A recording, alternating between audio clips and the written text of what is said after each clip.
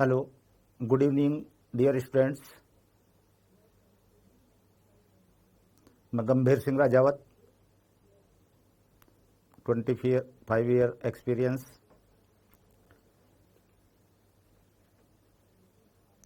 Good evening, good evening, good evening. Start करते हैं physics में ईएमआई। गुड evening, good evening.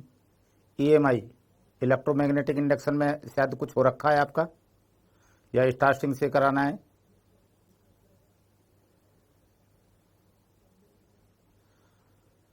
Good. Electromagnetic induction में विद्युत चुंबकीय प्रेरण में कुछ हो रखा है या स्टार्टिंग से करवाना है?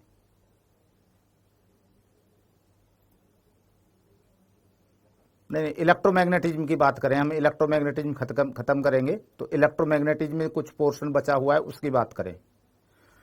सरफेस टेंशन और 11th वाले पोर्शन पे तो बाद में आएंगे। उसमें चार्ज का मोशन और कुछ इनकम्प्लीट बता रहे हैं।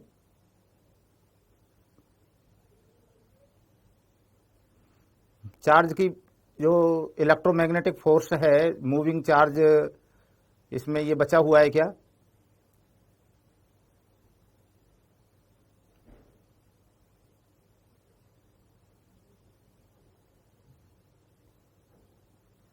नहीं।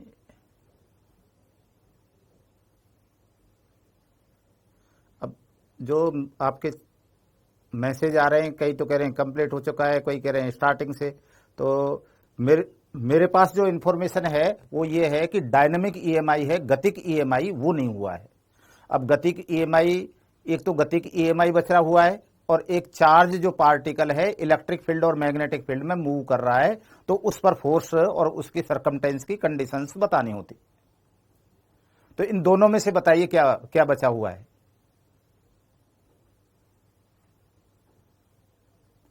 नहीं नहीं, ये 12th हो गया है, एक छोटा सा पोर्शन बचा हुआ है, तो हम थोड़ा सा भी क्यों छोड़े? मोशन, आवेशित कण की चुंबकीय क्षेत्र और विद्युत क्षेत्र में गति, ये पूरी हुई है कि नहीं?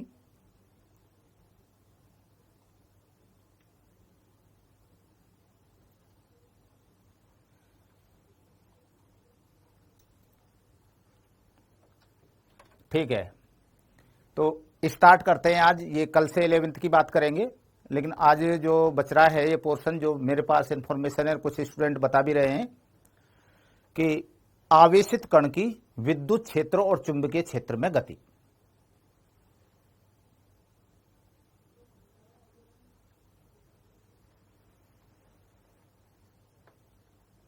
और दूसरा पोर्शन बच रहा है आवेशित वो छड़ की चुंबकीय क्षेत्र में गति के कारण प्रेरित विद्युत वाहक बल। पूरा नहीं हुआ है। हाँ, बिल्कुल सही कह रहे हो, पूरा नहीं हुआ है। तो सबसे पहले हम आवेश की गति की बात करते हैं। तो आवेशित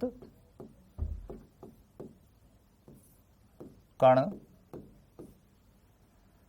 पर बल, और बल से ही उसकी गति की बात करेंगे। तो सबसे पहले बल की बात करें, लोरेंट्ज बल।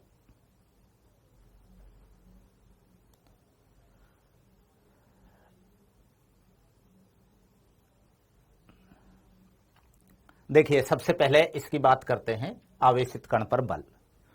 अब यहां इलेक्ट्रोमैग्नेटिक बल यानी विद्युत चुंबकीय बल की बात कर रहे हैं। विद्युत चुंबकीय बल, नाम तो सब बताएंगे।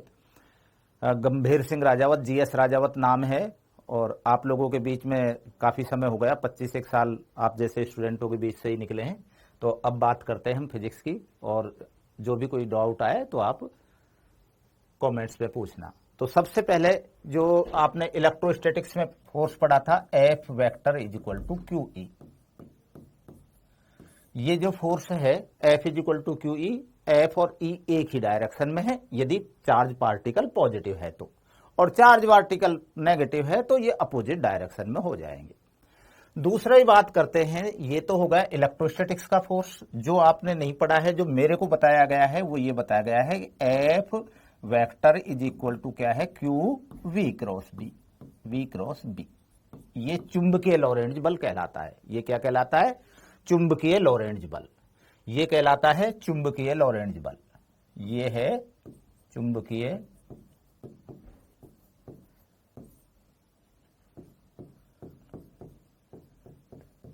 लॉरेंज बल। सबसे पहले देखिए, इस कंडीशन में बात करते हैं केस फर्स्ट। केस फर्स्ट,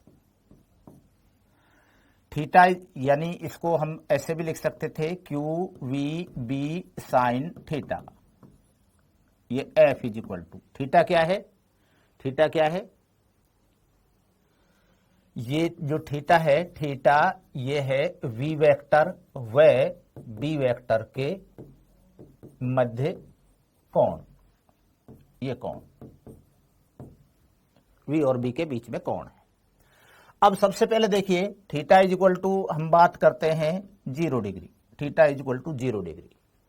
जब 0 डिग्री है तो ये साइन 0, और साइन 0 की वैल्यू क्या आ जाएगा? तो ये एफ इज इक्वल टू क्या आ जाएगा? 0 आ जाएगा। F is equal to 0।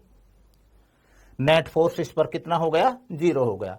अब 0 हो गया तो इसका एक्सेलरेशन 0 हो गया। एक्सेलरेशन 0 हो गया। अब मैं ये जो मोशन जो आप कह रहे हैं ना हो चुका है, दोबारा सुनिए एक बार। ये आगे इलेक्ट्रिक फील्ड और मैग्नेटिक फील्ड में चार्ज पार्टिकल की मोशन पड़ रहे हैं, तो मैंने स्टार्टिंग बिल्कुल एकदम यहां 0 से शुरू कर दिया। 5 मिनट पर जो बच रहा है वहां आ जाते हैं। तो यहां इसकी बात करते हैं, तो फोर्स 0 हो गया तो एक्सेलरेशन 0 हो गया। एक्सेलरेशन 0 हो गया तो वेलोसिटी कांस्टेंट हो गई। अब इसके बाद बात करते हैं केस सेकंड। केस सेकंड, स्थिति सेकंड में देखिए, theta is equal to 90 degree. ये theta is equal to 90 degree है, तो ये एफ बराबर क्या हो जाएगा? Q we B sine 90 degree.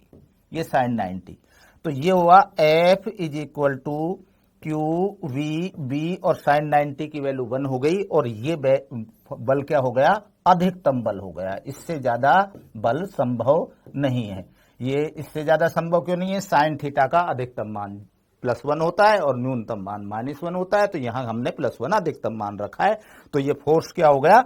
Maximum हो गया। ये फोर्स, इसको मैं लिख सकता हूं एफ मैक्सिमम बराबर ये हो गया। अब देखिए यहां जो है, ये इसमें जो बल की डायरेक्शन की बात करें, यहां से F vector is equal to Q v cross B, ये हो गया। अब ये जो बल की दिशा होगी, ये वी क्रॉस बी के अलोंग होगी, यानी v क्रॉस b के अलोंग होगी, यानी v के भी परपेंडिकुलर होगी। f जो होगा ये किसके परपेंडिकुलर होगा? b के भी, मैग्नेटिक फील्ड के भी परपेंडिकुलर होगा, लंबवत होगा। और f किसके परपेंडिकुलर होगा? वेलोसिटी के भी परपेंडिकुलर होगा। और f जब वेलोसिटी के परपेंडिकुलर होता है, जब बल वेग के लंबवत होता है, तो कण वृत्तीय पथ में गति करता है। जैसे मान लीजिए, ये देखिए, ये वृत्तीय पथ में इस तरह गति करेगा। यहां ये वेग की दिशा, ये हो गई, तो बल की दिशा ये है, एफ की डायरेक्शन ये हो गई। यहां वेग की दिशा ये है, वेग की दिशा ये हो गई, तो बल की दिशा इस तरह हो गई लंबवत। यहां वेग की दिशा ये है, तो बल की दिशा इधर हो गई। ये बल की डायरेक्शन, ये वेग की दिशा इधर है, तो बल की दिशा इधर हो गई। जो ये बल होगा हमेशा सेंटर की तरफ होगा। इसी वजह से इस बल को हम सेंट्रीपिटल फोर्स भी, अभिकेंद्रीय बल भी कह देते हैं। यानी जो बल लग रहा था ये क्यू वी बी, ये क्या आवेशित कण को वृत्तीय पथ में घूर्णन के लिए आवश्यक अभिकेंद्रीय बल प्रदान करेगा। तो ये क्या हो जाएगा? mv² upon are. आर क्या है? इसके वृत्तीय पथ की त्रिज्या है। आवेशित कण जिस मार्ग में चल रहा है, जिस वृत्तीय पथ में गति कर रहा है, उसकी त्रिज्या है। तो यहां जो v है, ये v ये हो गया, तो v से v कैंसिल हुआ। वैसे तो ये इक्वेशन एक इस तरह का आइडियल सा इक्वेशन है। तो यहां से मैं यदि ये लिखूं r बराबर क्या है, तो r बराबर क्या आया? mv upon Q B. mv upon Q B. इधर ध्यान दीजिए, r को, और ये जो वृत्तीय पथ की त्रिज्या होगी, ये वृत्तीय पथ की त्रिज्या है, ये है mv अपॉन क्यू बी, जो अभी लिखा है। mv को क्या लिख सकते हैं? मोमेंटम लिख सकते हैं, संवेग लिख सकते हैं, तो इसको मैं लिख देता हूं संवेग अपॉन क्यूबी, इस तरह भी लिख सकते हो। और संवेग को गतिज ऊर्जा में, संवेग क्या होता है, संवेग होता है P = mv। मैं इसका स्क्वायर कर देता हूं तो m² v², m से डिवाइड कर देता हूं तो ये m से डिवाइड कर दिया, एक m से एक m कैंसिल कर दिया, हाफ से इसको मल्टीप्लाई कर दिया, ये हाफ से, तो इधर तो क्या बना, काइनेटिक एनर्जी बन गई। ये काइनेटिक एनर्जी क्या हो जाएगा, P²/2m। तो P बराबर क्या लिखा जा सकता है, √2m, और काइनेटिक एनर्जी को K लिख देता हूं यहाँ। काइनेटिक एनर्जी जो है इसको काइनेटिक एनर्जी को मैं K से ही डिनोट कर देता हूं यहाँ, ये काइनेटिक एनर्जी है। तो यहां आप क्या लिख सकते हो इसको, √2mk, m मास है आवेशित कण का, और ये K क्या है, इसकी गतिज ऊर्जा है, अपॉन QB। और क्या लिख सकते हो इसको, गतिज ऊर्जा, यदि मान लो किसी आवेशित कण को विद्युत क्षेत्र से त्वरित किया गया है तो K बराबर ये हो जाए गतिज ऊर्जा जो होती है EV, या इसको लिख सकता हूं QV, ये काइनेटिक एनर्जी K बराबर क्या हो गया, EV। तो यहां मैं इसको लिख सकता हूं 2m, और इसकी जगह EV यहां वेलोसिटी नहीं है, V एक्सीलरेटिंग पोटेंशियल डिफरेंस, विभवांतर है, ये V क्या है, विभवांतर है।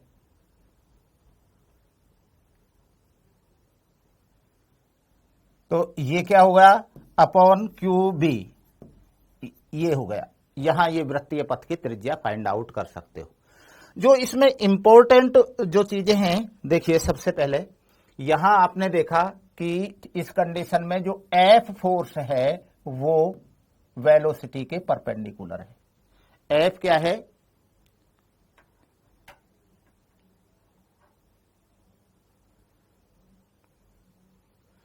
F.V, इनके बीच में एंगल कितना है, ये F परपेंडिकुलर टू V है, यानी थीटा इनके बीच में कितना है, 90 डिग्री है। तो यहां सबसे पहले F.V, पहली कंडीशन की बात करूं मैं, F.V कितना आएगा, FV cos 90, और cos 90 की वैल्यू 0, तो ये हो गया 0, F.V 0।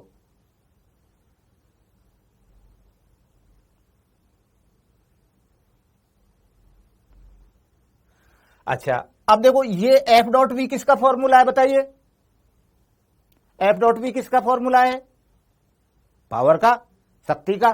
तो ये शक्ति जो है, ये इसी बात को मैंने दोबारा लिख दिया, P क्या है, मैं इसको आप मोमेंटम शब्दों को मैं पूरा लिख देता हूं। ये शक्ति जो है, ये शक्ति ये हो गई 0।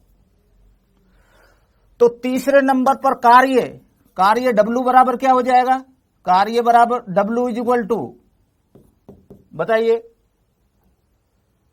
बिल्कुल सही बता रहे हैं, 0, W/T। इधर देखिए कार्य जो है, वैसे भी देखें हम, यहां बल भी लग रहा है और विस्थापन भी है, बल भी है और विस्थापन भी है। जैसे यहां मैं देखूं तो बल इधर लग रहा है और विस्थापन किधर हो रहा है, इस मोमेंट पर इधर हो रहा है, तो एंगल कितना बन रहा है, 90 डिग्री का बन रहा है, और 90 डिग्री का बन रहा है, तो वर्क डन कितना होगा, कार्य कितना हो गया, कार्य हो गया 0। अर्थात चुंबकीय बल आवेशित कण पर कोई भी कार्य करने में असक्षम होता है, यहां कोई कार्य नहीं कर पाएगा। इसके बाद हम बात करते हैं डेल्टा के, गतिज ऊर्जा में परिवर्तन। हमने ये W बराबर कार्य ऊर्जा पर में पढ़ा है, W बराबर डेल्टा के। तो यदि ये 0 है तो ये डेल्टा के भी क्या हो जाएगा, 0 हो जाएगा। तो ये क्या हो गया, 0 हो गया। इसके बाद देखिए ये नंबर 5 पर बात करते हैं। K जो है, K क्या हो जाएगा, गतिज ऊर्जा में परिवर्तन शून्य है। गतिज ऊर्जा में परिवर्तन शून्य होने का मतलब क्या हुआ कि गतिज ऊर्जा परिवर्तित नहीं हो रही है, और परिवर्तित नहीं हो रही है तो कैसी हो गई, नियत हो गई। तो गतिज ऊर्जा ये क्या है, नियत हो गई, गतिज ऊर्जा नियत। अच्छा, गतिज ऊर्जा बराबर क्या होता है, ½ mv², ये हाफ एम वी स्क्वायर, ये क्या है, नियत है। यहां हाफ तो यूनिवर्सल कांस्टेंट है ही, एम मास, ये भी चेंज नहीं हो रहा, क्या चेंज हो सकता था, वी। तो ये वी भी क्या हो गया, यहाँ वी भी नियत हो गया, ये वी भी नियत हो गया।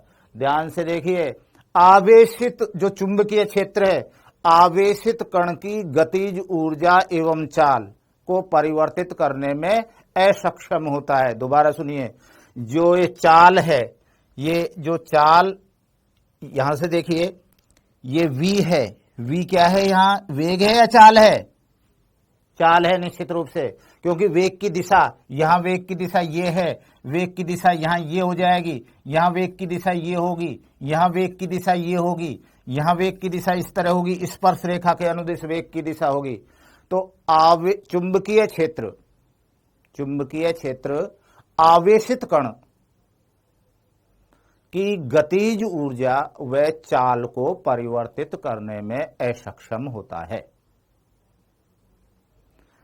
यह केवल उसके वेग एवं संवेग की दिशा को परिवर्तित कर सकता है।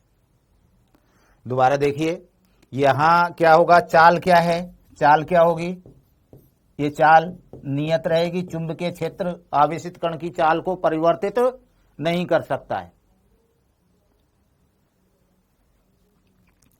वे ये क्या हो जाएगा, गतिज ऊर्जा, गतिज ऊर्जा ये भी क्या रहेगी, नियत रहेगी, नियत रहेगी। वेग क्या होगा, बदलेगा क्या, ये चेंज हो जाएगा, बदलेगा। वेग में क्या बदलेगा, परिमाण नहीं बदलेगा, दिशा बदलेगी। इसकी क्या बदल जाएगी, दिशा, दिशा चेंज हो जाएगी। वेग की दिशा लगातार चेंज होती रहेगी। संवेग, वेग जब चेंज हो रहा है तो P बराबर mv, संवेग भी क्या हो जाएगा, ये भी बदल जाएगा, इसकी भी दिशा बदलेगी। बल, बल क्या चेंज होगा या नहीं होगा, ये भी चेंज होगा। त्वरण, त्वरण ये भी क्या होगा, ये भी चेंज होगा। यानी जो भी अदिश राशि हैं, इन राशियों में से गतिज ऊर्जा और चाल, इनको परिवर्तित करने में चुंबकीय क्षेत्र असक्षम होता है। यह केवल आवेशित कण की वेग की दिशा यानी संवेग और वेग को परिवर्तित करने में सक्षम होता है। इसके बाद अपने कंडीशंस में ये बात सारा पढ़ी रखा है, हमें आना था उस पर, चुंबकीय और दोनों क्षेत्रों पर आना था। इससे पहले हम बात करें कि हमने ये लिया था, R बराबर निकाला था M, या इससे पहले और एक स्टेटमेंट ये लिखा था QVB बराबर mv स्क्वायर अपॉन R। यहाँ ये हमने R बराबर लिखा था mv अपॉन QB, कई सारे फॉर्मूले और भी लिखे थे, ये R का फॉर्मूला हो गया।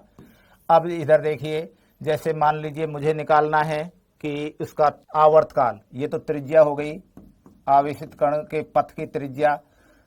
दूसरे हमें निकालना है आवर्तकाल, आवर्तकाल, आवर्तकाल यानी एक पूरा राउंड लेने में लिया गया समय। तो राउंड लेने में पूरा समय कितना हो जाएगा, 2 पाई r डिस्टेंस ट्रेवल करेगा, और कितने वेग से करेगा, v से करेगा। r की वैल्यू पुट कर दीजिए, तो r की वैल्यू 2 पाई अपॉन v तो ये है ही, और r की वैल्यू क्या है, mv अपॉन qb।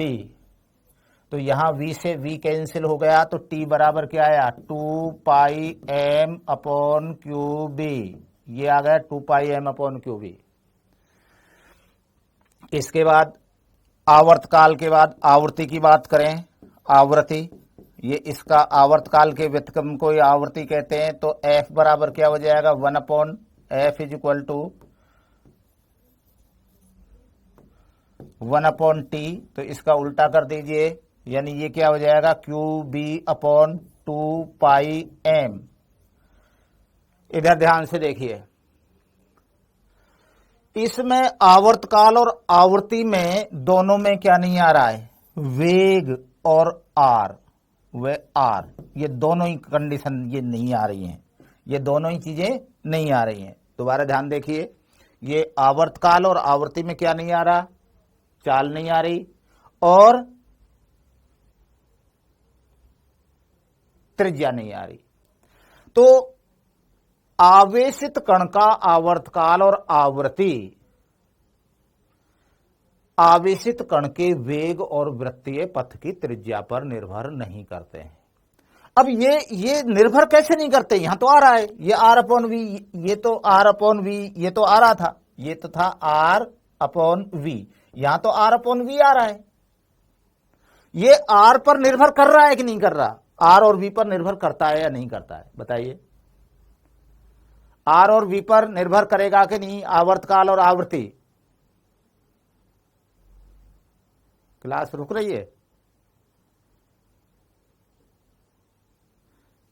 क्लास रुक रही है? 1 मिनट में देखो इसको चेक करवाता हूं।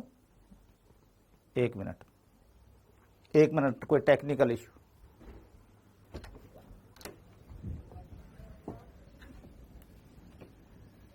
ये मैसेज आ रहा है क्लास रुक रही है, क्लास रुक रही है।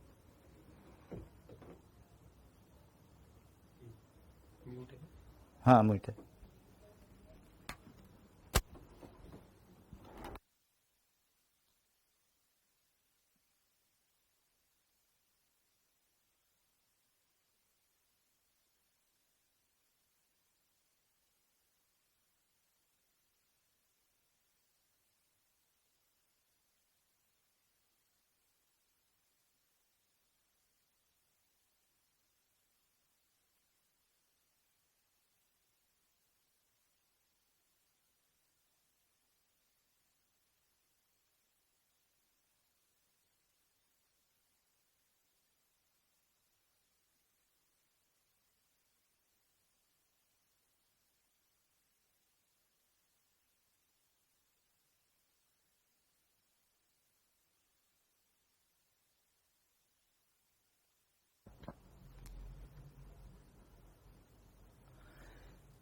देखिए ये आवर्तकाल और आवृत्ति दोनों ही वी और आर पर निर्भर नहीं कर रहे हैं।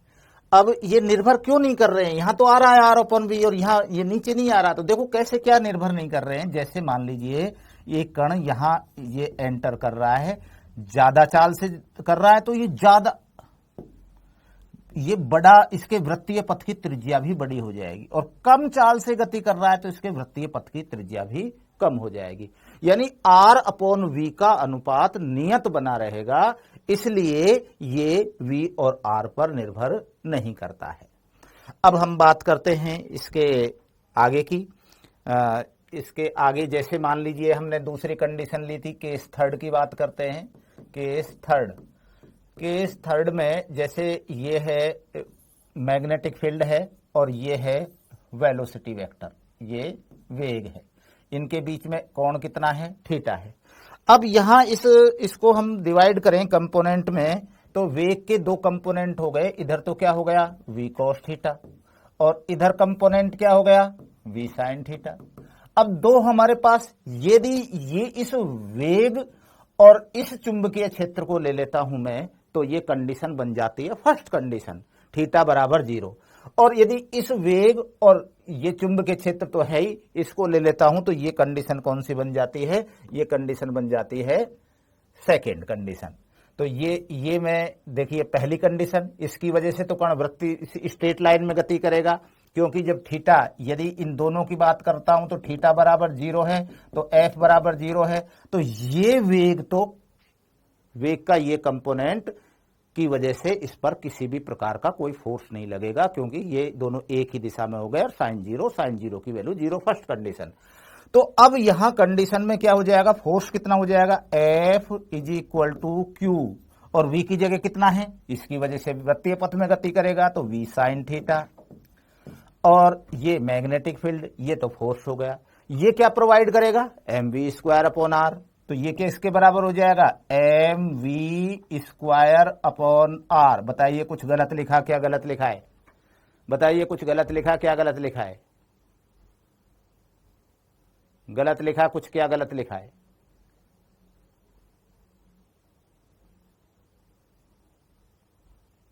नहीं गलत है। देखो क्या गलत है, ये mv², ये जो मोशन करेगा वृत्तीय पथ में, ये वृत्तीय पथ में मोशन करेगा तो कौन से कंपोनेंट की वजह से करेगा? v साइन थीटा की वजह से। तो एम वी की जगह कौन सा आएगा? v साइन थीटा इसका square upon r, v square नहीं, v की जगह, या आप इसको ऐसे भी लिख सकते थे q v perpendicular b is equal to m v perpendicular का स्क्वायर अपॉन आर। यानी v कौन सा? लंबवत कंपोनेंट लेना है, वेग का चुंबकीय क्षेत्र के लंबवत दिशा में घटक लेना है। तो यहां एक v से तो ये v कैंसिल हो जाएगा, तो ये क्या आ जाएगा? r इज इक्वल टू, यहां क्या आ जाएगा? r इज इक्वल टू ये m v perpendicular upon Q B, यानी v जो आ रहा था अब यहां v परपेंडिकुलर आ जाएगा। और टाइम पीरियड निकालेंगे, तो टाइम पीरियड निकालेंगे तो इधर देखिए time period t is equal to 2 pi r upon v कौन सा? v की जगह v परपेंडिकुलर, ये v परपेंडिकुलर लिखें या v साइन थीटा लिखें। तो r 2 pi upon v perpendicular तो एज इट है ही, और r की वैल्यू पुट कर देता हूं मैं, तो ये क्या हो जाएगा? m v perpendicular upon Q B. तो यहां v परपेंडिकुलर से v परपेंडिकुलर कैंसिल हो जाएगा, तो 2 pi m upon Q B, वही फॉर्मूला आ जाता है। ये इस बात पर डिपेंड नहीं करेगा। इसका व्युत्क्रम क्या हो जाएगा? आवर्तकाल हो जाएगा। इसका व्युत्क्रम हो गया आवर्तकाल। अब हम बात करते हैं जो मुझे पढ़ाना था, वहां आते हैं। जो मेरे को बताया गया कि ये बचा हुआ है, तो अब यहां विद्युत क्षेत्र और चुंबकीय क्षेत्र, यानी ये मान लीजिए कि इलेक्ट्रिक फील्ड भी है और मैग्नेटिक फील्ड भी है, दोनों क्षेत्र हैं विद्युत और चुंबकीय क्षेत्र में आवेशित कण की गति। तो उसमें जो बल लगेगा ये F vector is equal to कितना लगेगा? Q E vector plus q v cross B, ये वी क्रॉस बी, ये बल लगेगा। अब ये दो बल हो गए। ये बल हमने इलेक्ट्रोस्टैटिक्स में, स्थिर विद्युतिकी में बहुत अच्छे से पढ़ा हुआ है। इस बल की तो अभी अभी बात की है, और वैसे भी आप बता रहे हैं कि हमने पहले पढ़ रखा है।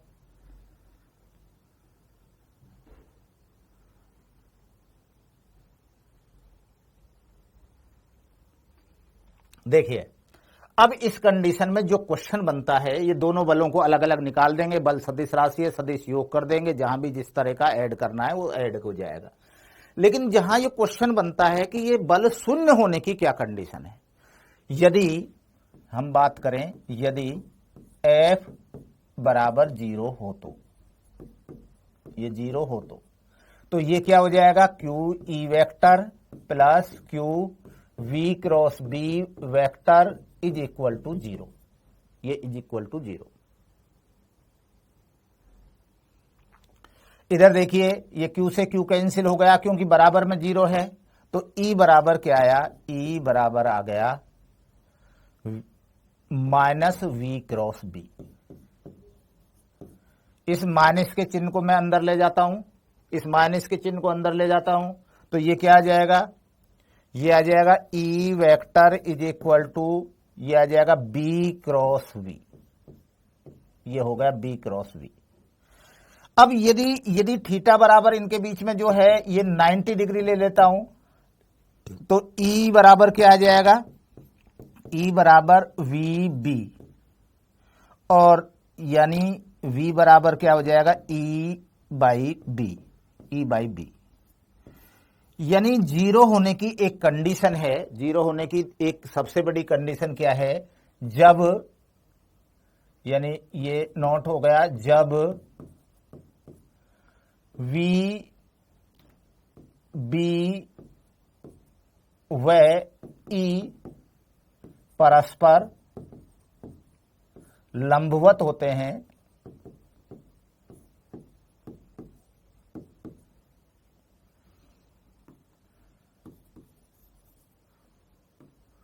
लंबवत होते हैं तथा V बराबर E बाई बी, ये परिमाण की बात हो गई, हो तो F नेट जो होगा वो शून्य होगा। F नेट शून्य होगा तो त्वरण शून्य हो जाएगा, त्वरण शून्य हो जाएगा तो चाल नियत हो जाएगी। पहले ही हम ये बात कह चुके हैं, ये पहले ही बात कह चुके हैं कि जो चुंबकीय बल है वो आवेशित कण के चाल को परिवर्तित करने में असक्षम होता है। दूसरी कंडीशन की बात करते हैं हम, कंडीशन दूसरी, जो दूसरा नोट्स की बात करें, ये दूसरा, जब तीनों की बात किनकी है, तीनों कौन कौन से, तीनों है V, B व E परस्पर समांतर होते हैं,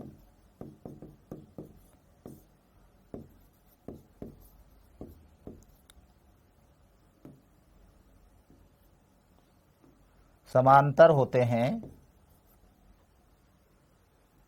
तो इधर देखिए, ये जैसे मान लीजिए यही तो वेलोसिटी है और यही मैग्नेटिक फील्ड है, इसका फोर्स कितना हुआ, 0 हुआ, इसका फोर्स हो गया 0। ये पहली कंडीशन हो गई, वेलोसिटी और मैग्नेटिक फील्ड दोनों एक ही डायरेक्शन में होंगे तो फोर्स कितना हो जाएगा, 0 हो गया, ये फोर्स 0। अब इसका मैग्नेटिक फील्ड का तो कोई रोल है ही नहीं, और इलेक्ट्रिक फील्ड ये इसी डायरेक्शन में है, ये इलेक्ट्रिक फील्ड भी। अब इलेक्ट्रिक फील्ड क्या करेगा, इलेक्ट्रिक फील्ड इसकी स्पीड को अप कर देगा या स्पीड को डाउन कर देगा। दोबारा देखिए, ये वेलोसिटी की यानी जो आवेशित कण पर बल लगता है, चुंबकीय क्षेत्र का तो बल 0 इसलिए हो गया कि वेलोसिटी और मैग्नेटिक फील्ड, चुंबकीय क्षेत्र एक ही दिशा में है, तो इसलिए चुंबकीय क्षेत्र का कोई रोल नहीं। अब आता है विद्युत बल का, F बराबर QE। तो ये बल लगेगा या तो इसकी दिशा में, या तो ये बल लगेगा, ये तो इस दिशा में लगेगा या इसके विपरीत दिशा में लगेगा। ये किस बात पर डिपेंड करेगा बल किस दिशा में लगेगा, ये करेगा चार्ज के नेचर पर। चार्ज का नेचर धनात्मक है तो स्पीड अप हो जाएगा, इसकी चाल बढ़ती चली जाएगी, और ऋणावेश है तो चाल कम होती चली जाएगी, ये इसकी चाल कम होती चली जाएगी। अब एक क्वेश्चन सुनिए,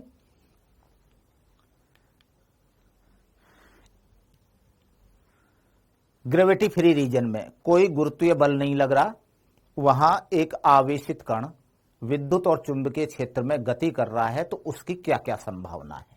तो सबसे पहले देखिए कि हमने यहां ग्रेविटी जी जो है, एक्सेलेरेशन ड्यू टू ग्रेविटी, ये तो 0 लिया है, लैंग्वेज में कह देते हैं इसको, तो इसको तो मैं रफ कर देता हूं कि ये एक्स यानी गुरुत्वीय बल नहीं है, कोई भी गुरुत्वीय क्षेत्र है ही नहीं, यहां गुरुत्वीय क्षेत्र नहीं है। अब इसमें सबसे पहले ये है, ये पहली कंडीशन कि इलेक्ट्रिक फील्ड भी 0 है और मैग्नेटिक फील्ड भी 0 है, दोनों 0 हैं, तो इसका जो बल होगा FE ये भी 0 हो जाएगा, FM ये भी 0 हो जाएगा, F मैग्नेटिक, ये इलेक्ट्रिक का मतलब E मोर्स इलेक्ट्रिक, यानी विद्युत बल हो गया। ये क्या है, विद्युत बल। ये कौन सा बल है, चुंबकीय बल, चुंबकीय बल। ये कुल बल, यहां से क्वेश्चन बनता भी है, इधर देखिए कब शून्य होगा और कब नहीं होगा। ये बात करते हैं त्वरण, त्वरण ये हो गया वेग, ये हो गया चाल, और ये हो गया विक्षेप, विक्षेप। तो देखिए सबसे पहले यहां दोनों क्षेत्र 0 हैं, पहली कंडीशन ये है, दोनों क्षेत्र 0 हैं, 0 है तो कुछ कहने की बात ही नहीं है। इलेक्ट्रिक फील्ड का फोर्स ये क्या हो जाएगा, FE बराबर 0, FM बराबर 0, दोनों बल 0 हैं, तो F नेट कुल कितना हुआ, 0 हुआ। F 0 है तो त्वरण भी क्या हो जाएगा, 0 हो जाएगा। तो वेग क्या हो जाएगा, ये क्या हो जाएगा, नियत हो जाएगा। वेग नियत है या बल नहीं है तो चाल भी क्या हो जाएगी, नियत हो जाएगी। और विक्षेप भी क्या हो जाएगा, शून्य हो जाएगा, कोई विक्षेप प्राप्त नहीं होगा। यहां तो कुछ समझने और समझाने की बात ही नहीं है।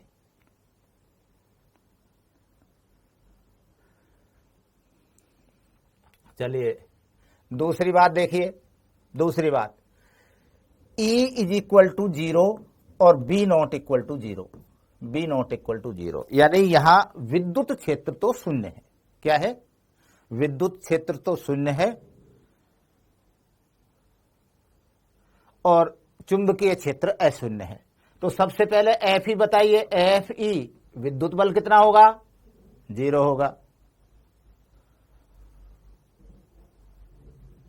और यहां एफ एम मैग्नेटिक फोर्स बताइए, एफ एम बताइए, एफ एम क्या होगा?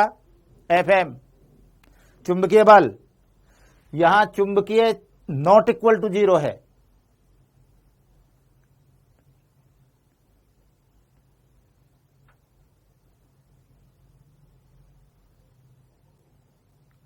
ये शून्य भी हो सकता है और अशून्य भी हो सकता है, दोनों कंडीशन बनती है। शून्य जरूरी नहीं है, नॉट इक्वल टू 0 भी जरूरी नहीं है, ये शून्य अथवा अशून्य हो सकता है। इसको समझिए, ये एफ बराबर एफ एम बराबर अभी तो हमने पढ़ा था, ये चुंबकीय बल अभी पढ़ा था, ये पढ़ा था q we B sine theta, sine theta. तो ये इस बात पर तो डिपेंड करेगा ही करेगा कि नहीं है तो 0 होगा ही होगा, लेकिन ये नॉट इक्वल टू 0 है, ये भी नॉट इक्वल टू 0 है, वेलोसिटी भी नॉट इक्वल टू 0 है, लेकिन इसके बाद ये भी तो है यहां, तो इसकी वैल्यू 0 भी हो सकती है, साइन 0 डिग्री है या 90 डिग्री है, 180 डिग्री है, तो ये क्या हो जाएगा? 0 हो जाएगा। और अदर देन एंगल है तो ये क्या हो जाएगा? नॉट इक्वल टू 0 हो जाएगा। तो यहां जो QVB है, QVB साइन थीटा, थीटा की वैल्यू 0 या 180 है तो ये 0 आ जाएगा। चुंबकीय क्षेत्र होने के बावजूद भी चुंबकीय बल शून्य अथवा अशून्य हो सकता है। तो यहां ये क्या हुआ? ये देखिए, ये 0 भी हो सकता है और नॉन 0 भी हो सकता है। ये क्या हो सकता है? 0 भी हो सकता है और नॉन 0 भी हो सकता है। इसके बाद देखिए एफ नेट क्या हो जाएगा? एफ नेट ये 0 भी हो सकता है, यानी इस 0 और 0 को ऐड करेंगे तो 0 हो जाएगा, और इसको ऐड करेंगे तो ये क्या हो जाएगा? नॉट इक्वल टू 0 हो जाएगा। यानी ये शून्य भी हो सकता है और अशून्य भी हो सकता है। वही एक्सेलरेशन की बात है, F बराबर ma, ये शून्य भी हो सकता है और ये अशून्य भी हो सकता है, ये दोनों ही कंडीशन बन सकती हैं इसमें। अच्छा, वेग क्या होगा? वेग क्या हो जाएगा? ये जो v है चेंज भी हो सकता है और नियत भी हो सकता है। बल नॉट इक्वल टू 0 होगा तो वेग चेंज हो जाएगा। अब इसके बाद चाल का बताइए। चाल, ये चाल नियत होगी, चाल बदल नहीं सकती चाहे बल लग रहा हो।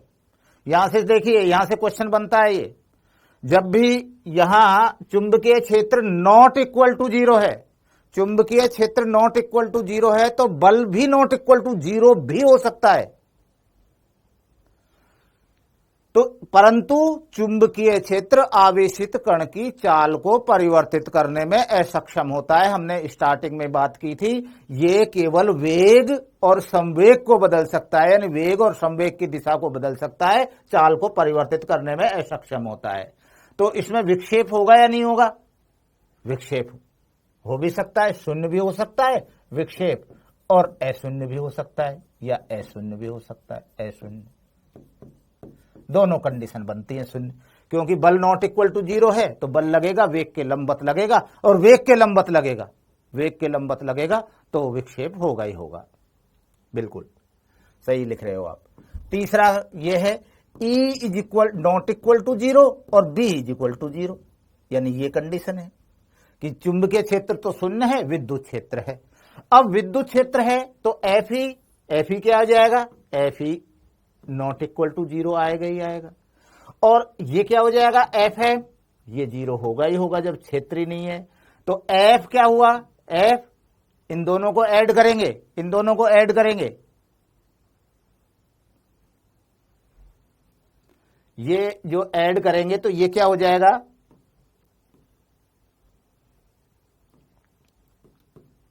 ये नॉट इक्वल टू 0 हो गया। एक 0 और एक नॉन 0 को ऐड करते हैं तो क्या आ जाएगा? नॉन 0 आ जाएगा। इधर देखिए, ये एक्सेलरेशन क्या आएगा? ये नॉन 0 आ जाएगा। ये v क्या होगा? ये बदलेगा ही बदलेगा, चेंज होगी ही होगी, और v चेंज होगी, यानी इसमें जो वेग चेंज होगा तो ये चाल भी परिवर्तित होगी, ये भी क्या होगी? परिवर्तित, ये परिवर्तित। विक्षेप बताइए, इसका विक्षेप, विक्षेप ये देखिए विक्षेप, यहां क्वेश्चन बनते हैं। विक्षेप शून्य भी हो सकता है और अशून्य भी हो सकता है, शून्य अथवा अशून्य, अशून्य, ये अशून्य हो सकता है। देखिए ये शून्य कब होगा, जैसे यहां कौन सा है, विद्युत क्षेत्र है, और विद्युत क्षेत्र है, विद्युत क्षेत्र क्या है, ये देखिए, ये मान लीजिए ये आवेशित कण है, चुंबकीय क्षेत्र नहीं है, तो यहां इस दिशा में ही मैंने ये लगा दिया इलेक्ट्रिक फील्ड। जब इसके वेग की दिशा में, वेग और इलेक्ट्रिक फील्ड एक ही दिशा में होंगे तो स्पीड अप, यानी इसकी चाल या तो कम हो जाएगी या ज्यादा हो जाएगी। जो बल लगेगा इसी लाइन के अलोंग लगेगा, तो विक्षेप नहीं होगा। और ये मान लो वेग इस तरह है और विद्युत क्षेत्र मैंने इस थीटा एंगल पर लगा दिया, तो यहां क्या हो जाएगा, विक्षेप भी हो जाएगा। तो यहां देखिए ये दो चीजें हैं, एक तो यही बात समझने की है, एक तो ये बात बहुत समझने की है कि इसकी चाल नियत रहती है। ये चाल क्या होती है, नियत, इसकी चाल क्या है, नियत रहती है। और एक ये जो समझने की बात है, ये शून्य और अशून्य कैसे होता है, ये शून्य और अशून्य किस तरह होता है, ये बात बहुत इंपॉर्टेंट है।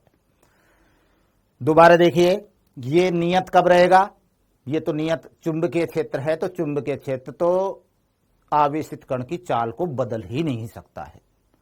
इसके बाद यहां ये शून्य और अशून्य कब होगा, जब वेग और विद्युत क्षेत्र एक ही दिशा में या विपरीत दिशा में हो तो विक्षेप अशून्य होगा, अदरवाइज विक्षेप होगा। इसके बाद हम नेक्स्ट बात करते हैं,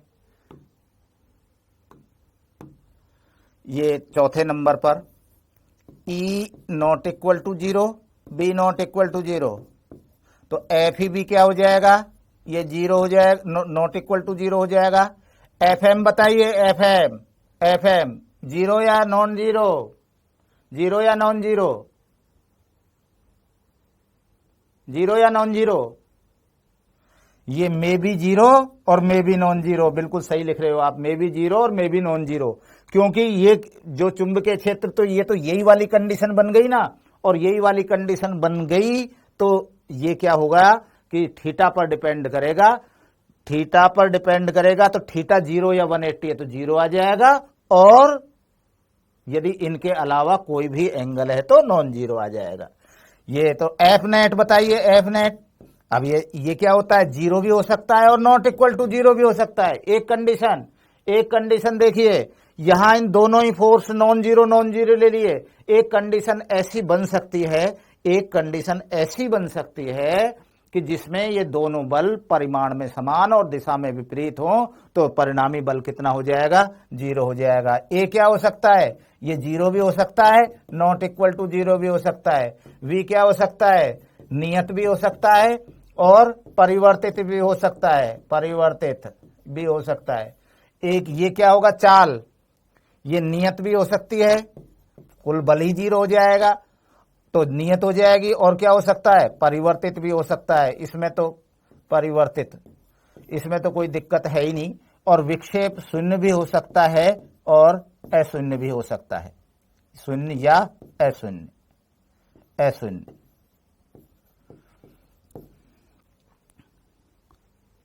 अब देखिए क्वेश्चन समझिए, क्वेश्चन से दोबारा इस पर आएंगे।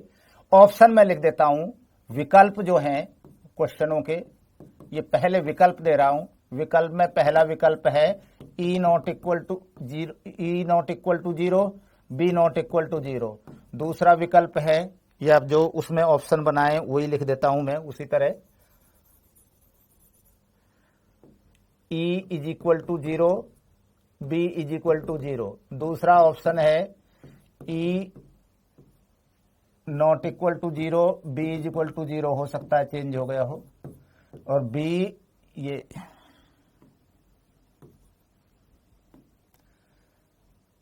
E is equal to 0, B not equal to 0, और चौथा ऑप्शन है E not equal to 0, B not equal to 0। ये 4 ऑप्शन है। क्वेश्चन सुनिए, एक आवेशित कण विद्युत और चुंबकीय क्षेत्र में अविक्षेपित गुजर जाता है, अविक्षेपित गुजर जाता है। एक आवेशित कण विद्युत क्षेत्र और चुंबकीय क्षेत्र में बिना विक्षेपित हुए अविचलित गुजर जाता है, यानी अपने रास्ते से नहीं बदलता है, तो कौन कौन सी स्थितियां संभव है? देखिए पिछली स्लाइड पर देखिए, ये देखिए, ये जो अविक्षेप है, विक्षेप इस कंडीशन में शून्य हो सकता है, इसमें भी शून्य हो सकता है, इसमें भी शून्य हो सकता है, इसमें भी शून्य हो सकता है। सारे क्वेश्चनों का आंसर यहां से मिलेगा। तो इस कंडीशन में जो चारों ऑप्शन सही हो जाएंगे। इस कंडीशन में क्या चारों ऑप्शन सही होंगे? देखिए, अविक्षेपित गुजर जाने का मतलब ये क्या है? अपने रास्ते से, जैसे इधर चल रहा है तो ये रास्ता चेंज नहीं किया, इसी रास्ते पर चला गया। तो इस कंडीशन में क्या हुआ? चारों ऑप्शन सही हो जाएंगे, क्योंकि इसमें सभी कंडीशनों में अविक्षेपित। दूसरा सुनिए, एक आवेशित कण विद्युत और चुंबकीय क्षेत्र में नियत चाल से गुजर जाता है, नियत चाल से गुजर जाता है। चाल क्या है? नियत है। एक आवेशित कण विद्युत क्षेत्र और चुंबकीय क्षेत्र में नियत चाल से गुजर जाता है, तो कौन सी स्थितियां बनेंगी? नियत चाल, चाल नियत रहनी चाहिए। चाल नियत कौन कौन सी में होगी? देखिए, दोबारा देखिए उस कंडीशन पर। चाल नियत कहां कहां है? चाल इसमें नियत होगी, इसमें नियत होगी, इसमें परिवर्तित होगी। ये कौन सी कंडीशन है? कि यदि इलेक्ट्रिक फील्ड है तो चाहे इलेक्ट्रिक फील्ड को किधर भी लगा लो, इलेक्ट्रिक फील्ड उसकी स्पीड को तो चेंज करेगा ही करेगा, स्पीड को चेंज करेगा। तो ये इसके अलावा ये जो कंडीशन है, इसके अलावा सारी कंडीशन रहेंगी। यानी ये जो है, ये कंडीशन है, ये चाल को परिवर्तित करेगा ही करेगा। तो पहली भी सही है इस कंडीशन में, तीसरी भी सही है और चौथी भी सही है। चौथी को कहीं नहीं बता रहे, इधर ध्यान दीजिए। चौथी क्यों सही है? कि ये तो नेट बल इस कंडीशन में, चौथी जो सिचुएशन है उसमें क्या हो सकता है? चौथे वाले शून्य अथवा अशून्य, नियत और परिवर्तित, यानी दोनों बल जो हैं ये अशून्य भी हो सकते हैं, और ये दोनों बल इस तरह भी लग सकते हैं जो परिमाण में बराबर और दिशा में विपरीत हो। परिमाण में बराबर और दिशा में विपरीत होंगे तो नेट बल 0 हो जाएगा, नेट बल 0 हो जाएगा, त्वरण 0 हो जाएगा, वेग नियत हो जाएगा, चाल नियत हो जाएगी। इसके बाद नेक्स्ट क्वेश्चन में बात कर, ये ऑप्शन नहीं होगा इस कंडीशन में, ये है तो चाल बदलेगी ही बदलेगी। एक कण विद्युत और चुंबकीय क्षेत्र में इस प्रकार गति करता है, एक कण विद्युत क्षेत्र और चुंबकीय क्षेत्र में इस प्रकार गति करता है कि इसका वेग नियत रहता है, चाल नहीं, वेग नियत रहता है। अब वेग नियत किस किस कंडीशन में रह सकता है? वेग नियत तभी हो सकता है जब परिणामी बल शून्य हो। परिणामी बल क्या हो? शून्य हो। अब परिणामी बल शून्य किन किन कंडीशन में हो सकता है? देखिए, ये परिणामी बल, यहां त्वरण की बात करें, ये इस कंडीशन में भी शून्य हो सकता है, इस कंडीशन में भी शून्य हो सकता है, और इस कंडीशन में भी शून्य हो सकता है। तो इस तरह की सिचुएशंस में हम किसी भी तरह के कोई भी क्वेश्चन का आंसर दे सकते हैं। यहां जो ये रेड कलर से लिख रखा है, ये सामान्यतः मिसकॉन्सेप्ट कुछ स्टूडेंट्स के रहता है। जहां तक आपके जो आंसर्स आ रहे हैं उनमें इस तरह का, कम लोगों का आंसर इस तरह का आया है। तो सबसे पहले ये 4 कंडीशंस बनती हैं। अब देखिए, नेक्स्ट बात करते हैं। अब आवेशित कण की हम चुंबकीय क्षेत्र में गति की बात कर रहे थे।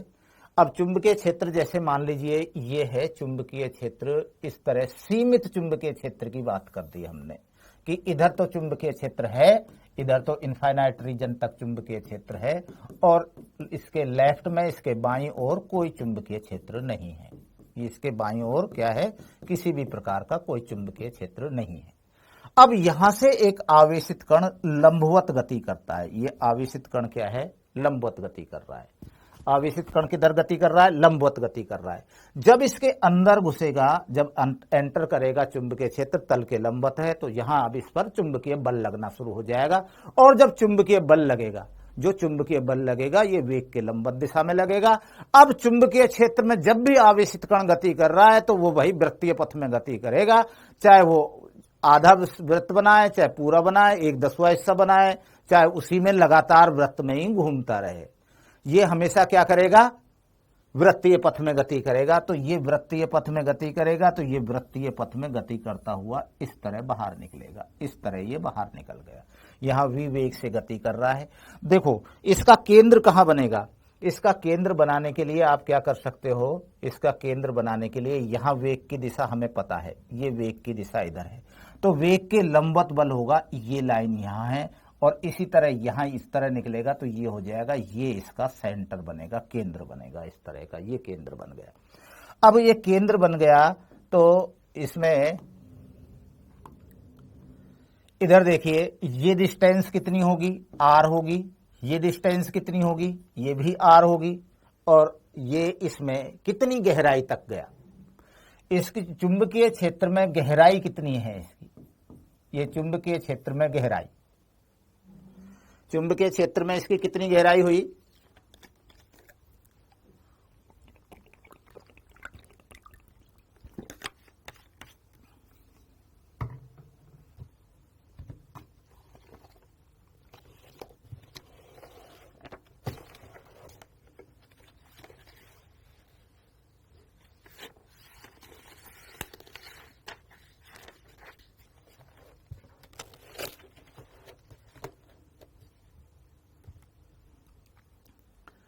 ये गहराई, ये डिस्टेंस गहराई हो गई, जो किसके बराबर होगी, r के बराबर। ये कितनी दूरी तय करेगा, ये दूरी कितनी तय करेगा, चुंबकीय क्षेत्र में दूरी, चुंबकीय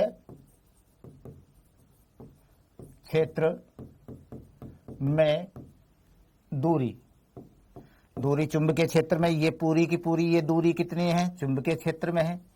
यहाँ सेंटर पर कितना एंगल बन रहा है, पाई एंगल बन रहा है या 180 डिग्री बन रहा है, तो कोण बराबर चाप बटे त्रिज्या, तो चाप बटे त्रिज्या ये दूरी कितनी हो जाएगी, थीटा r, और थीटा कितना है, पाई r। वैसे भी देखें हम कि ये पूरा वृत्त बनाता तो कितनी दूरी होती, 2 पाई r, और ये इसकी आधी दूरी है, तो ये कितनी हो जाएगी, 2 पाई r बाई 2, तो ये कितना आ गया, पाई r। इसका विक्षेप कितना हुआ, विक्षेप, ये विक्षेप यहां से और ये चुंबकीय क्षेत्र में कितनी दूरी से विक्षेप हो गया, तो ये कितना हुआ, 2r, ये r, तो ये डिस्टेंस होगी r, ये हो गई 2r। और इस चुंबकीय क्षेत्र में समय कितना लिया इसने, समय इज इक्वल टू, पूरा राउंड करने में कितना समय लेता है, पूरा राउंड करने में 2 pi m upon QB, 2 pi m upon QB ये लेता है, और ये आधा राउंड है, तो बाई क्या करें, 2 कर दें, तो 2 से 2 कैंसिल हो जाएगा, तो कैंसिल करने के बजाय मैंने ये 2 हटा दिया, तो ये इसका ये हो गया। अब देखिए ये तो यहां क्या कर रहा था, लंबवत एंटर कर रहा था। अब जैसे मान लीजिए ये नेक्स्ट में हम बात करें कि ये वही क्वेश्चन है, ये यहां इधर चुंबकीय क्षेत्र है, ये चुंबकीय क्षेत्र हो गया, इधर ये चुंबकीय क्षेत्र है, यहां से ये इस तरह थीटा एंगल पर, ये एंगल कितना है, थीटा है, इस पर एंटर करता है। अब जब ये थीटा पर एंगल पर गति करेगा तो ये क्या करेगा, ऐसे वृत्तीय पथ बनेगा, इस तरह का वृत्तीय पथ बनेगा, और जैसे यहां से निकलेगा फिर ये स्ट्रेट लाइन में निकल जाएगा, तो ये एंगल भी थीटा होगा, ये एंगल भी थीटा होगा।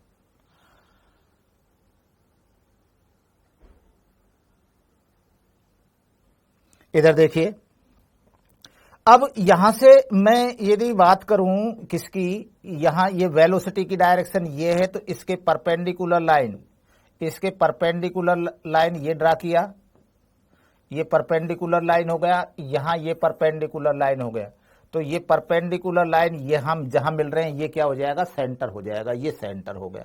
इधर देखें ये पूरी डिस्टेंस कितनी होगी, ये r होगी, ये डिस्टेंस कितनी है, r है, ये एंगल कितना है, ये एंगल, ये जो एंगल है ये पूरा 90 माइनस थीटा है। इधर देखिए ये, और मैं इसको एक लाइन ड्रा कर देता हूं, ये कितना हो जाएगा, 90 माइनस थीटा, पूरा लिखने की जरूरत नहीं है, तो ये एंगल कितना हो जाएगा, थीटा हो जाएगा, तो ये एंगल कितना हो जाएगा, 90 माइनस थीटा, तो ये एंगल कितना हो जाएगा, थीटा हो जाएगा। वैसे देखो यहां से इतना लिखने की जरूरत नहीं है। ये लाइन है, ये जो लाइन है ये इस लाइन पर परपेंडिकुलर है, और ये लाइन है ये इस लाइन पर परपेंडिकुलर है। तो जो इन दोनों के बीच में एंगल बन रहा है वही एंगल यहां बनेगा। तो ये क्या हो जाएगा, ये एंगल भी थीटा हो जाएगा। टोटल एंगल कितना हो जाएगा, ये थीटा हो जाएगा। अब जब ये थीटा हो जाएगा तो ये जो डिस्टेंस है, ये यहां से यहां तक की डिस्टेंस, ये पूरी डिस्टेंस तो कितनी हो गई, आर हो गई। और ये डिस्टेंस क्या है, आर। तो ये क्या हुआ, ये डिस्टेंस लिखूं, यहां लिख देता हूं आर कॉस थीटा। ये क्या हो गई, आर कॉस थीटा। तो सबसे पहले गहराई, जो हम बात कर रहे थे, गहराई की बात कर रहे थे, ये गहराई कितनी है, चुंबकीय क्षेत्र में कितनी गहराई तक गया है, चुंबकीय क्षेत्र में कितनी गहराई तक गया। तो देखो ये चुंबकीय क्षेत्र में सिर्फ इतनी गहराई तक गया ये। तो यहां से सी से, और ये जैसे पी पॉइंट ले लेता हूं, सी से और पी तक की डिस्टेंस कितनी है, आर। सी से और पी तक की डिस्टेंस कितनी है, आर है। और ये डिस्टेंस कितनी है, आर कॉस थीटा। तो ये r minus r cos theta. दोबारा देखिए, जैसे पिछली स्लाइड में हमने बात की थी गहराई की, तो ये गहराई, ये पूरी गहराई थी, यहां तो ये पूरा आर के बराबर हो रही थी। ये गहराई जो किसके बराबर थी, आर के बराबर। अब जो यहां गहराई लेंगे तो ये जो गहराई है, ये गहराई सिर्फ ये वाली गहराई है, ये नहीं, सॉरी, ये वाली गहराई है, ये वाली। क्योंकि इधर चुंबकीय क्षेत्र इस लाइन के इधर चुंबकीय क्षेत्र है, इधर तो चुंबकीय क्षेत्र, इधर तो बी जीरो है, और इधर क्या है, B not equal to zero है। तो चुंबकीय क्षेत्र जो है केवल और केवल इधर इस दिशा में है। तो ये जो है ये गहराई है। तो यहां से और पी तक की डिस्टेंस सी पी बराबर तो कितना है, ये तो आर है। और जैसे इसको पी डैश कह देता हूं, सी पी डैश बराबर कितना है, आर कॉस थीटा है। ये आर कॉस थीटा हो गई। तो मुझे क्या निकालना है, पी डैश पी निकालना है, पी डैश पी यानी ये डिस्टेंस निकालना है। तो पूरी डिस्टेंस में से, आर में से सी पी डैश घटा दिया तो आर कॉस थीटा।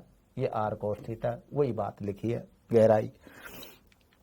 इसके बाद चुंबकीय क्षेत्र में दूरी, चुंबकीय क्षेत्र में तय की गई दूरी, चुंबकीय क्षेत्र में दूरी, दूरी कितनी तय की, ये दूरी तय की है आर थीटा। दूरी होती है आर थीटा। ये जो दूरी है ये कितनी है, आर थीटा। ये आर थीटा।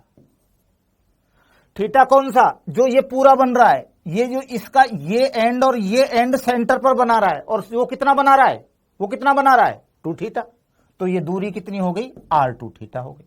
ये इतनी चुंबकीय क्षेत्र में तय की गई दूरी हो गई। इसके बाद का बात करते हैं विक्षेप। इसमें विक्षेप, जो विक्षेप है, ये विक्षेप कितना हुआ, ये देखो, ये तो इनिशियल है और ये फाइनल है। तो ये इसका सम हो जाएगा, तो ये कितना होगा, 2 थीटा हो गया। इसके बाद समय, समय कितना निकाला है चुंबकीय क्षेत्र में, समय निकाला। ये जो है ये पूरा समय होता 2 pi m upon Q B. ये तो पूरा सर्किल बनता तब होता, ये पूरा सर्किल बनता तो कितना टाइम लगता, 2 pi m upon Q B. जब मैं स्टार्टिंग में पढ़ा रहा था इसलिए बता रहा था कि इन फॉर्मूलों की हमें जरूरत पड़ेगी, हालांकि आपने पढ़ रखे थे पहले। अब ये कौन सा हिस्सा है, ये यहां सेंटर पर कितना बना रहा है, 2 थीटा अपॉन 2 पाई। तो ये 2 पाई से 2 पाई कैंसिल हो गया। तो ये क्या हुआ, 2 theta m upon Q B. भाई जब ये एंगल कितना बन रहा था, 2 पाई बन रहा था, ये पाई बन रहा था, तो ये 2 पाई में m बाई क्यू बी लिख रहे थे। तो यहां से ये समय हो गया। नेक्स्ट तीसरी कंडीशन की और बात करते हैं। तीसरी कंडीशन,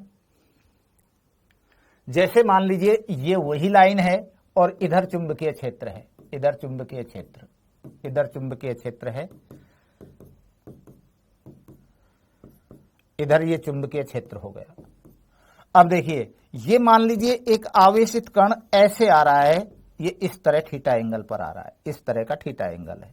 तो यहां से ये क्या होगा, ये वृत्तीय पथ में, ये क्या करेगा, वृत्तीय पथ में गति करता हुआ ऐसे बाहर निकलेगा। ये वृत्तीय पथ में गति करता हुआ इस तरह बाहर निकलेगा, इस तरह। ये वृत्तीय पथ में गति करता हुआ इस तरह बाहर आ गया। अब देखिए यहां ये वेलोसिटी इस पॉइंट पर देखिए, इस पॉइंट पर देखिए, ये वेलोसिटी के परपेंडिकुलर ये लाइन ड्रा कर दी, इस पर परपेंडिकुलर ये लाइन हो गई, और यहां ये परपेंडिकुलर ये लाइन हो गई। तो ये सेंटर कौन सा बना, ये सेंटर बना, ये सेंटर बन गया। इधर देखें तो ये जो एंगल बनेगा उसी तरह सीधा ये एंगल कितना बन जाएगा, थीटा बन जाएगा, और ये एंगल कितना बन जाएगा, थीटा बन जाएगा। ये डिस्टेंस कितनी है, आर, और ये डिस्टेंस कितनी हो जाएगी, ये डिस्टेंस कितनी हो गई, ये हो जाएगी आर कॉस थीटा, ये आर कॉस थीटा। अब सबसे पहले गहराई, गहराई कितनी, चुंबकीय क्षेत्र में तय की गई दूरी कितनी है, ये यहां से और यहां तक की डिस्टेंस, ये कितनी दूरी है, आर है, और ये आर कॉस थीटा, तो कितने आ गई, R plus R cos theta, R plus R cos theta कितनी आ गई, R plus R cos theta. अच्छा अब देखिए दूसरी बात हम कर रहे थे, दूसरी बात चुंबकीय क्षेत्र में दूरी, चुंबकीय क्षेत्र में दूरी, चुंबकीय क्षेत्र में दूरी, दूरी कितने ट्रेवल करेगा, सेंटर पर कौन सा एंगल बन रहा है, तो सेंटर पर ये एंगल लेना है, ये वाला एंगल, क्योंकि इधर सर्किल तो इधर बन रहा है, तो ये क्या है 2 पाई माइनस 2 थीटा। तो ये कितना हो जाएगा, दूरी बराबर ये हो जाएगा 2 pi minus 2 theta into R, कोण बराबर चाप बटे त्रिज्या, तो चाप बराबर कोण इंटू त्रिज्या, तो ये कोण हो गया जो सेंटर पर बन रहा है, और ये त्रिज्या हो गई। देखो ये 2 थीटा नहीं लेना है, ये वाला पूरा एंगल तो कितना होगा, फिर 2 पाई का होगा, तो ये वाला एंगल जिधर इधर सर्किल तो इधर बन रहा है, तो इधर वाला ही एंगल लेना है। इधर वाला एंगल कितना है, ये है 2 पाई माइनस 2 थीटा। इसके बाद इसमें विक्षेप कितना हुआ, विक्षेप तो उतना ही हो जाएगा 2 थीटा। इसके बाद बात करते हैं समय, समय कितना निकालेगा, चुंबकीय क्षेत्र में समय, चुंबकीय क्षेत्र में समय, ये चुंबकीय क्षेत्र में समय t इज इक्वल टू, इधर देखिए ये 2 pi m upon Q B, ये तो पूरा यदि सर्किल गति करता, पूरा सर्किल बनाता, क्या बनाता, पूरा सर्किल बनाता, तो ये टाइम लगता। अब ये सर्किल का कौन सा हिस्सा है, तो ये वाला, ये इस जो एंगल बना रहा है इसको 2 पाई से डिवाइड कर दो, तो ये कितना हो जाएगा 2 पाई माइनस 2 थीटा अपॉन 2 पाई, तो इससे ये कैंसिल हो जाएगा। ये एंगल ही है, पूरा सर्किल 2 पाई बन रहा है, तो ये अब ये एंगल ये बन रहा है, तो 2 pi minus 2 theta into M upon Q B, इतना ये समय चुंबकीय क्षेत्र में लगाएगा। अब इसके बाद एक छोटा सा बात और, कि जैसे मान लीजिए ये है सीमित, इस तरह का सीमित चुंबकीय क्षेत्र है, दोनों तरफ सीमित है, ये तो एक ही बाउंड्री रेखा थी, यहां क्या है 2 बाउंड्री रेखाएं। अब यहां से देखिए इसके अंदर अंदर केवल इसके अंदर चुंबकीय क्षेत्र है, इसके अंदर क्या है चुंबकीय क्षेत्र है, और इसके बाईं ओर या दाईं ओर दोनों तरफ यहां भी चुंबकीय क्षेत्र 0 है, और यहां भी चुंबकीय क्षेत्र 0 है, और यहां चुंबकीय क्षेत्र नॉट इक्वल टू 0 है, जो कागज के तल के लंबवत हमने अंदर की ओर ले लिया। अब जैसे मान लीजिए एक आवेशित कण, ये एक आवेशित कण है, यहां v वेग से एंटर किया, और v वेग से एंटर करता हुआ ये इस तरह बाहर निकल गया, ये इस तरह बाहर निकल गया। अब देखिए यहां से मैं देखूं तो इसका सेंटर कहां बनेगा, ये यहां से यहां तक जो बनेगा, ये जो बनेगा ये वृत्तीय पथ होगा। जब भी आवेशित कण चुंबकीय क्षेत्र में गति करेगा, जब भी आवेशित कण चुंबकीय क्षेत्र में गति करेगा, तो वो वृत्तीय पथ में गति करेगा। वो किस में गति करेगा, वृत्तीय पथ में गति करेगा। तो यहां वेग की दिशा ये है, तो इसके लंबवत ये लाइन हो गई, यहां वेग के लंबवत लाइन ये हो गई, तो ये एंगल ये क्या हो गया, जहां दोनों मिल रहे हैं ये हो गया। अब देखिए ये एंगल है थीटा, ये एंगल क्या है थीटा, और यहां से मैं इसको एक लाइन से ये क्रॉस कर देता हूं इस तरह का, तो ये जा तो इधर रहा था, तो ये क्या एंगल क्या बना, ये भी एंगल थीटा है, ये एंगल थीटा है, तो ये 90 माइनस थीटा, ये थीटा, ये 90 माइनस थीटा, ये क्या हो गया थीटा, ये दोनों थीटा थीटा समान होंगे। अब मैं यहां से ये डिस्टेंस कितने में है चुंबकीय क्षेत्र, ये चुंबकीय क्षेत्र है डी डिस्टेंस में, डी डिस्टेंस, ये चुंबकीय क्षेत्र कितनी दूरी में है, डी डिस्टेंस में। तो मैं यहां से देखता हूं, इससे साइन थीटा की वैल्यू निकाल देता हूं, इससे ये जो है ये डिस्टेंस साइन थीटा, इस थीटा को देखें तो sine theta is equal to लंब बटे कर्ण। तो यहां से देखिए ये लंब हो गया, ये लंब है, साइन थीटा के सामने ये लंब हो गया, इसको डिस्टेंस कितनी है, डी डिस्टेंस दे रखा है, ये चुंबकीय क्षेत्र में है, और ये जो है यहां से यहां तक ये डिस्टेंस तो क्या है, इसकी त्रिज्या है आर है। तो ये डी बाई आर, ये तो थीटा इज इक्वल टू क्या हो जाएगा, sine inverse D by R. सबसे पहले यहां कंडीशन 1 देखिए कि व्हेन जब डी ग्रेटर देन आर हो, तो यहां से देखिए जब यदि मान लो मैंने ये कंडीशन ले ली कि ये जो डी है ये आर से ज्यादा हो, ये डी आर से ज्यादा हो, या इससे पहले इस कंडीशन को लेते हैं कि ये कम है, ये कम है, तो कम है तो ये बिल्कुल थीटा सही निकाला ही है आपने, साइन थीटा बराबर साइन इनवर्स, ये विक्षेप हो गया D by R, D by R. अब इससे जैसे वो निकाला था टाइम कितना लगेगा, गहराई कितनी होगी, सब कुछ इसमें निकाल सकते हो ये चुंबकीय क्षेत्र में। जब दूसरी कंडीशन की बात करता हूं मैं, दूसरी कंडीशन जब लेते हैं,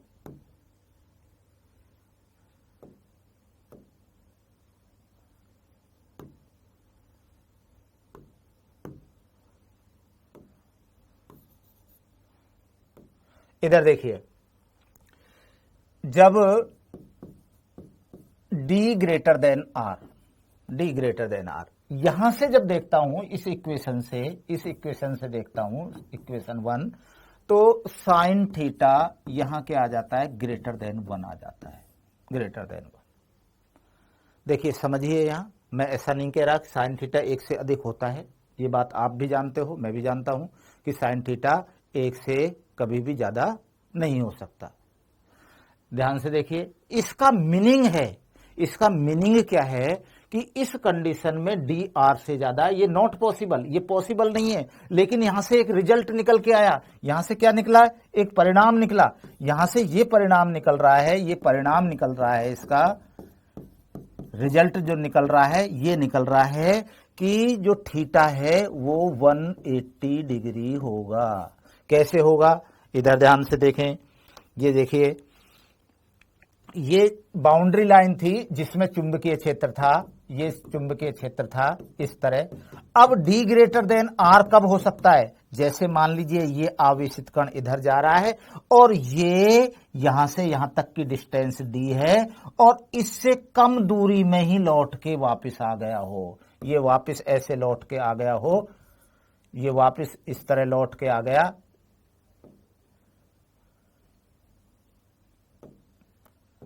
ये चुंबकीय क्षेत्र था,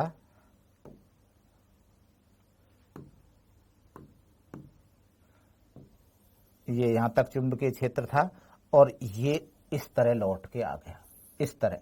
तो ये डिस्टेंस तो क्या बनी, आर बनी, और ये डिस्टेंस क्या बनी, तो यहां डी ग्रेटर देन आर हो गया। तो डी ग्रेटर देन आर हो गया तो ये इधर जाने वाले लाइन है और ये आवेशित कण इधर आ रहा है, तो थीटा कितना विक्षेप हुआ, 180 डिग्री। अब 180 डिग्री हो, ये डायग्राम आपको समझ में आ गया तो कोई भी चीज आपको समझ में आसानी से आ जाएगी। ये डायग्राम यदि आपको समझ में आ गया तो कोई भी चीज आसानी से आ जाएगी। ये उसी तरह का बन गया जैसे इधर इनफाइनाइट रीजन तक मैग्नेटिक फील्ड हो, इधर इनफाइनाइट रीजन तक मैग्नेटिक फील्ड हो, इस तरह की बात हो गई है, इस तरह की बात हो गई कि इधर कितनी दूरी तक मैग्नेटिक फील्ड हो गया, जैसे इनफाइनाइट रीजन तक है।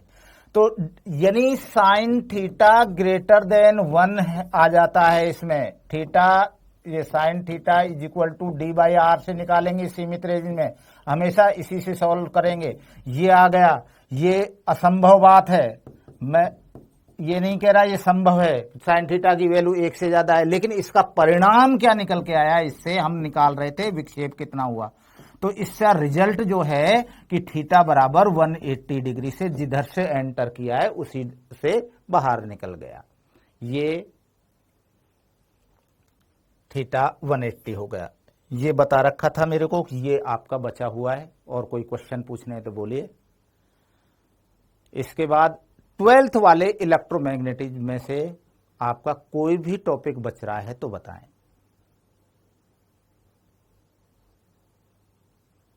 मैं आपके 12th वाला डन हो गया,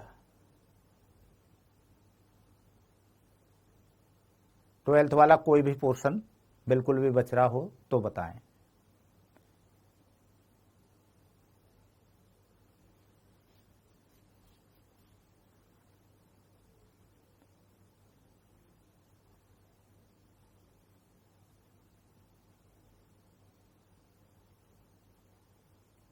थर्मल फिजिक्स तो 11th वाला पोर्शन हो गया ना, 12th कंप्लीट। चलिए चलिए, bye, good night, thank you.